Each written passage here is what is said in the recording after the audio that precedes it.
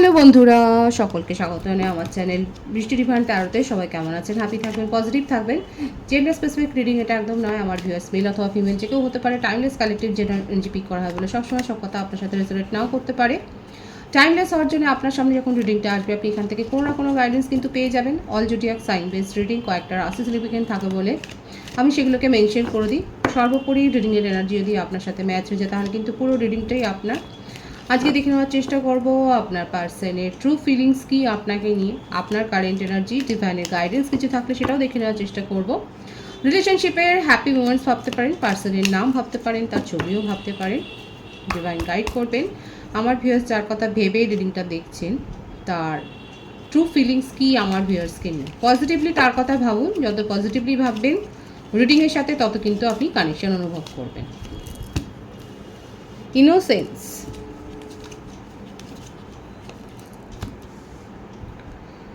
courage, stress,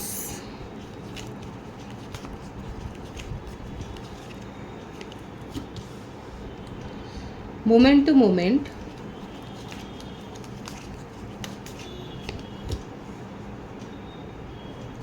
conditioning,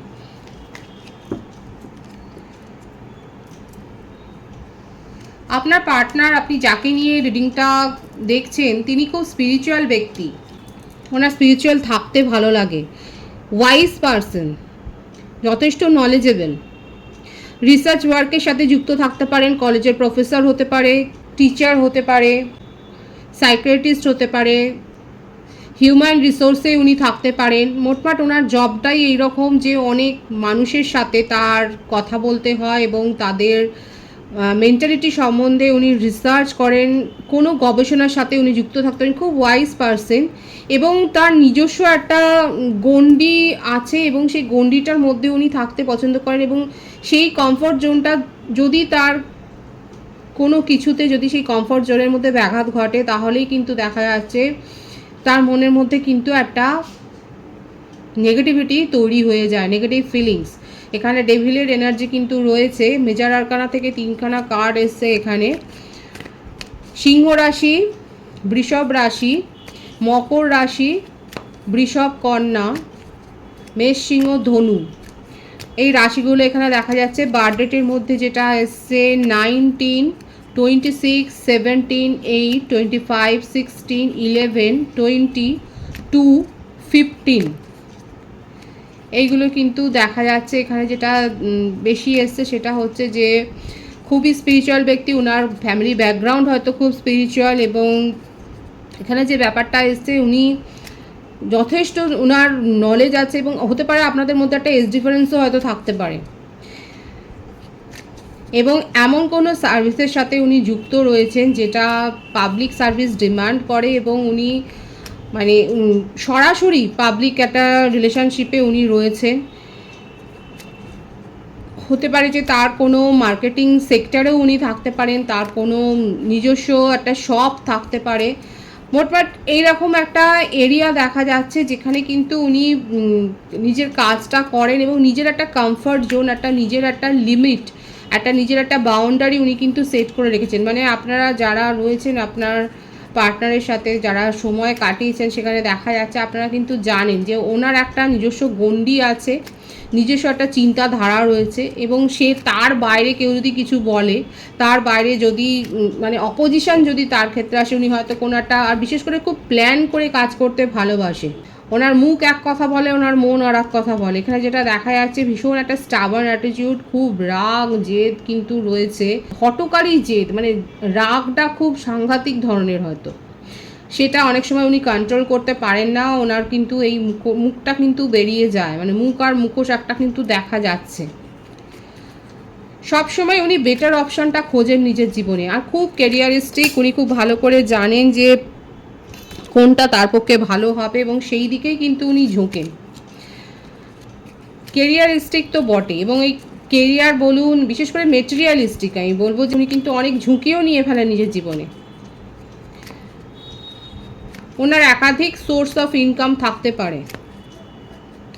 monetary minded, material mind আছে, কিন্তু এই স্পিরিচুয়ালিটিটা কারো কারো ক্ষেত্রে হতে পারে কালেকটিভ এনার্জি, কারো কারো ক্ষেত্রে আপনার পার্টনার ভীষণ স্পিরিচুয়াল, মানে একটা যে কোনো যে ব্যাপারটা দেখা যাচ্ছে যে ওনার ক্ষেত্রে হয় উনি অত্যন্ত বেশি স্পিরিচুয়াল, আর নয়তো খুব মানি মাইন্ডেড।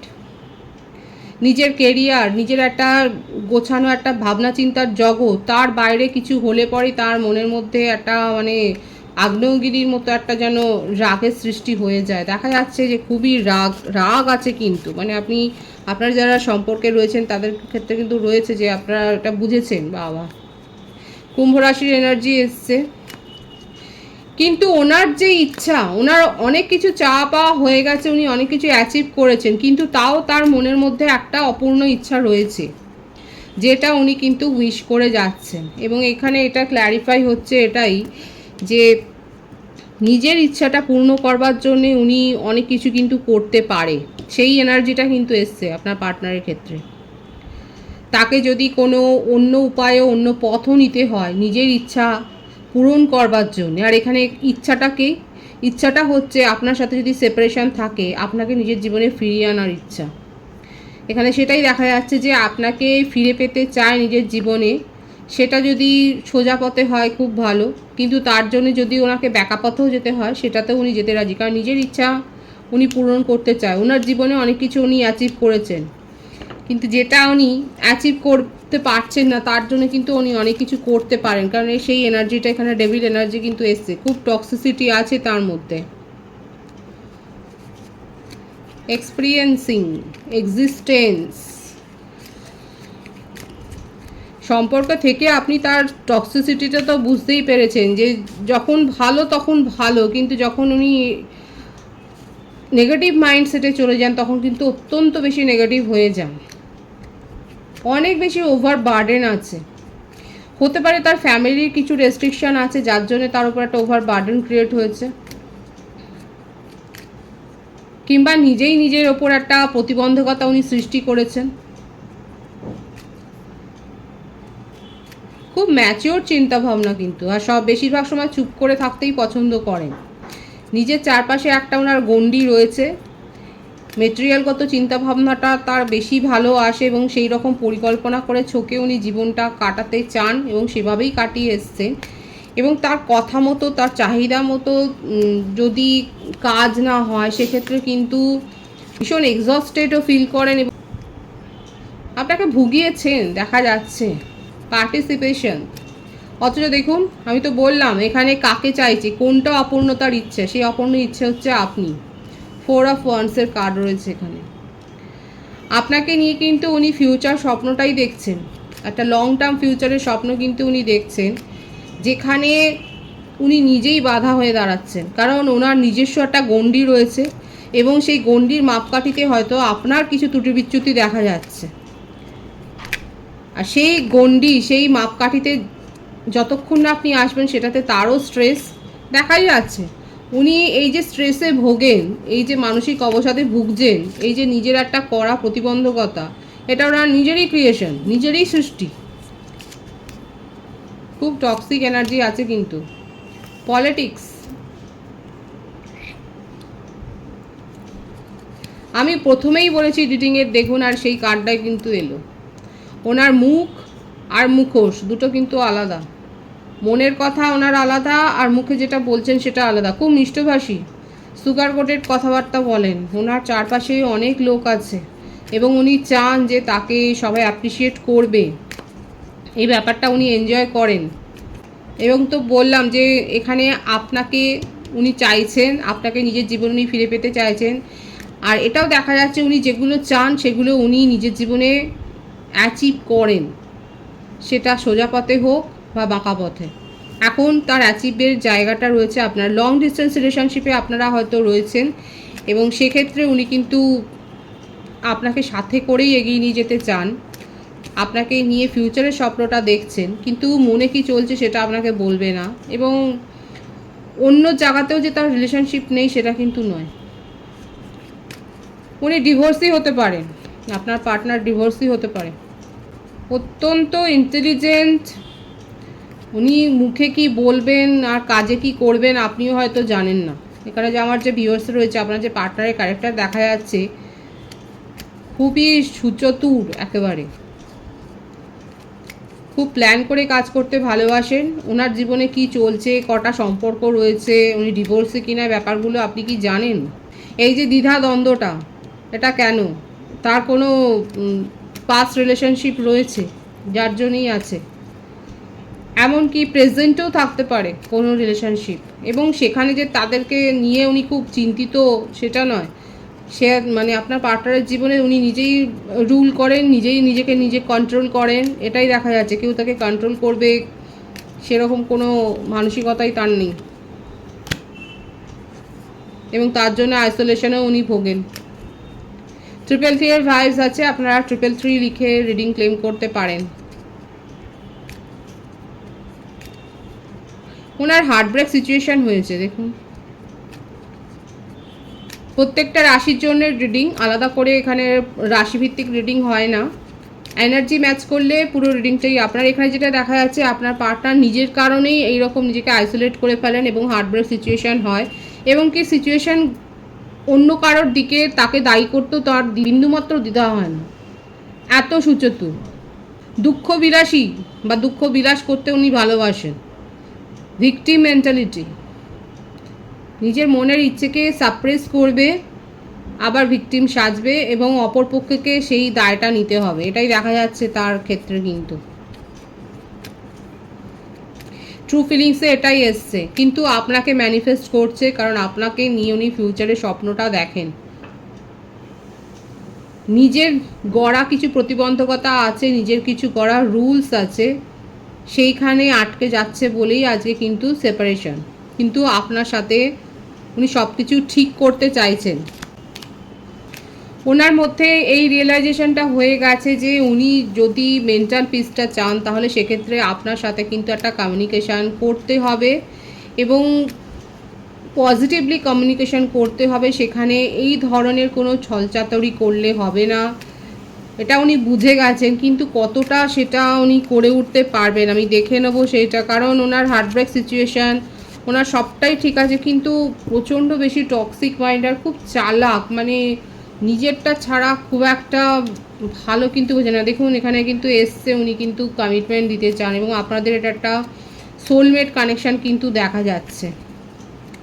যখন খুব ইমোশনাল হয়ে ভাবেন, তখন কিন্তু আপনার সাথে উনি নিজেকে একসাথে দেখেন। ফিউচার যে ছবিটা, সেখানে কিন্তু একসাথেই নিজেদেরকে আপনাকে নিয়ে উনি স্বপ্নটা দেখেন। কিন্তু যখন খুব লজিক্যাল হয়ে যান, তখন কিন্তু তার মনের মধ্যে অনেক কিছু ছলাকলা চলে, তখন তাকে আপনি ধরতে পারেন না, সেটাও দেখা যাচ্ছে। এরকম একাধিকবার হয়েছে যে উনি যেটা বলছেন সেটা আপনি হয়তো বুঝতেই পারছেন না যে উনি কি চাইছেন। আপনি কমিটমেন্ট চাইছেন, উনি হয়তো ঘুরিয়ে বলছে আপনাকে। যারা এরকম একটা ক্যারেক্টারের সাথে যারা রয়েছেন, তাদের ক্ষেত্রে কিন্তু আমি বলবো যে ওনার ডিপ থটই বলবো, এখানে আপনাকে কিন্তু উনি ম্যানিফেস্ট করছেন। আপনার সাথে তার একটা সোলমেট কানেকশান দেখা যাচ্ছে, এবং ছোটোখাটো কোনো কমিটমেন্ট কিন্তু উনি দিতে চান, কারণ উনি বাজিয়ে দেখতে চান। কারণ আমি কিন্তু প্রথমেই বলেছি, ওনার নিজস্ব কিছু ধ্যান ধারণা আছে, আর সেখানে ম্যাচ না হলেই কিন্তু উনি সরে যান। এবং এটা নয় যে আপনি তার জীবনের একটা সম্পর্ক না, তার জীবনে একাধিক সম্পর্ক রয়েছে, কিন্তু আপনাকে নিয়ে উনি ভাবেন। কারণ আমি তো বলেছিলাম যে উনি কিন্তু খুব স্পিরিচুয়াল, উনি খুব ভালো করে বোঝেন কে গুড সোল, কে পিওর সোল, এই ব্যাপারটা কিন্তু ওনার খুব ভালো করে জানা রয়েছে। সেক্ষেত্রে কিন্তু তার একটা স্বার্থ জড়িয়ে রয়েছে। দেখুন এইরকম একটা ভাইবস কিন্তু এসছে তার ট্রু ফিলিংসে, আপনাকে নিয়ে কিন্তু ভাবছে, কিন্তু তার সাথে কিছুটা সেলফিশনেস কিন্তু জড়িয়ে রয়েছে। আপনার কারেন্ট এনার্জিটা দেখবো আমি। টোটালিটি, দ্য বার্ডেন, আপনি তো মুভ অন করেছেন। এই রকম যার নেচার হবে, সেখানে থাকাটা খুব মুশকিল। সেটা যে মনের ওপর বোঝা চাপের মতো চাপ সৃষ্টি করে, সেটা দেখাই যাচ্ছে। হতে পারে এখানে আমার ভিউয়ার্স যারা রয়েছে, তারা কিন্তু এই রিলেশনশিপ থেকে নিজেকে বের করে আনার জন্য কালেকটিভ এনার্জি, আপনারা হয়তো ফেক কোনো কিছু তাকে বলেছেন, মিথ্যে করেই কিছু হয়তো তাকে বলেছেন যে আপনি অন্য কোনো রিলেশনশিপে জড়িয়ে গেছেন, বা আপনার ফ্যামিলি থেকে আপনার জন্য কোনো মানে বিয়ের প্রস্তাব এসছে, ম্যারেজ প্রপোজাল এসছে, এইরকম কিছু একটা কিন্তু দেখা যাচ্ছে, এবং আপনার কাছে চয়েস আছে।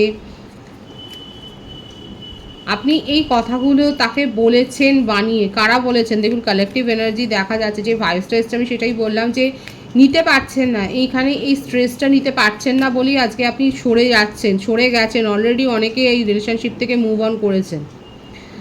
এবং আপনি এই কথাগুলো তাকে বলেছেন যে আপনি অন্য কারোর জন্য এখন ভাবছেন এবং অন্য কেউ এসে গেছে আপনার জীবনে, আপনার কাছে চয়েস আছে।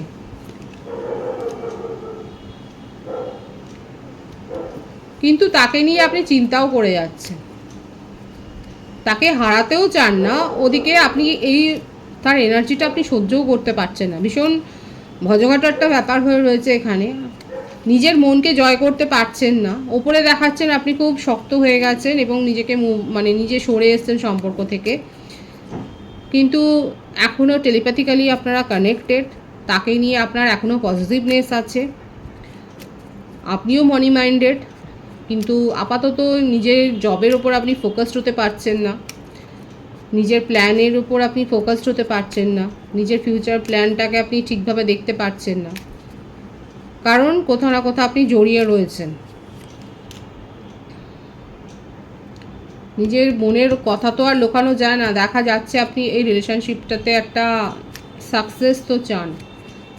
দেখুন এখানে দেখুন ওনার ক্ষেত্রে এসছে ম্যারেজের কার্ড এবং আপনার ক্ষেত্রেও সেটাই এসছে,